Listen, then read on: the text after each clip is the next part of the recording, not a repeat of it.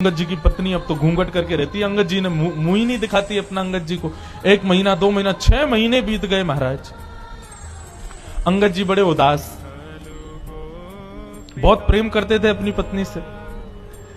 अब तो कार्य में भी मन नहीं लगता। एक दिन ऐसी घोड़े पर बैठ करके कहीं जा रहे थे तो चलते चलते उन्होंने देखा कहीं कथा चल रही है। मन में आया इसी कथा ने ही मेरा घर बर्बाद करवा दिया, इसी की वजह से सब खराब हुआ। 2-3 दिन बाद फिर से निकले तो फिर कथा चल रही थी। तो मन में आया कि ये कथा में ऐसा होता क्या है जो मेरी पत्नी को इतना प्रिय लगता है, चल के सुनूं। अंगद जी आकर के पीछे उदास हताश तो बैठे ही थे, घर में मन लगता नहीं है, आके बैठ गए। अंगद जी को बड़ी शांति मिली। अब तो अंगद जी ने नियम बना लिया, रोज जाते थे कथा सुनने।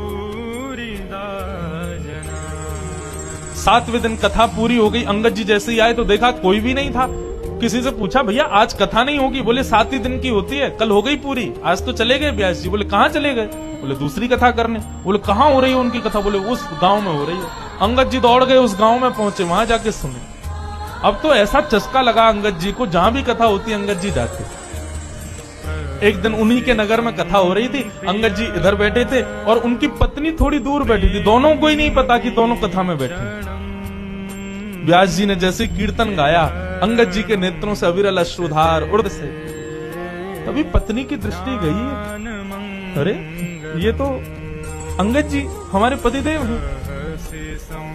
तभी मैं कहूं कुछ समय से ये पहले तो बड़े दुखी रहते थे कि मैं मुख नहीं दिखाती, कुछ समय से बड़े प्रसन्न रहते हैं, मुझसे ज्यादा बात भी नहीं करते, अपनी सेवा पूजा भी करने लग गए हैं और बड़ा सामान्य सा बड़ा सुखमय जीवन जी रहे हैं। मैं सोच तो रही थी बदलाव कैसे आ गया, ये कथा सुनते हैं। आज शाम को कथा के बाद जैसे ही अंगद जी घर लौट करके आए, पत्नी ने अपना घूंघट ऊपर कर लिया। अंगद जी बोले अरे देवी मैं आ गया हूं, घूंघट नीचे कर लो। बोले नहीं अब तो घूंघट नहीं करना। क्यों? मैंने इसलिए घूंघट किया था कि आप कथा से प्रेम नहीं करते थे, परंतु अब तो आपने कथा को स्वीकार कर लिया ना।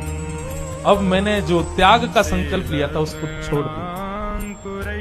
अंगद जी बोले वो बात तो ठीक है, लेकिन मैं तुमको सत्य बताऊं, जब से मैंने कथा सुनना प्रारंभ किया ना, मुझे पहले तुम्हारे रूप में बड़ी आसक्ति थी, पर अब मुझे वो आसक्ति नहीं है। अब तो मुझे बस एक ही अभिलाषा, मेरे जगन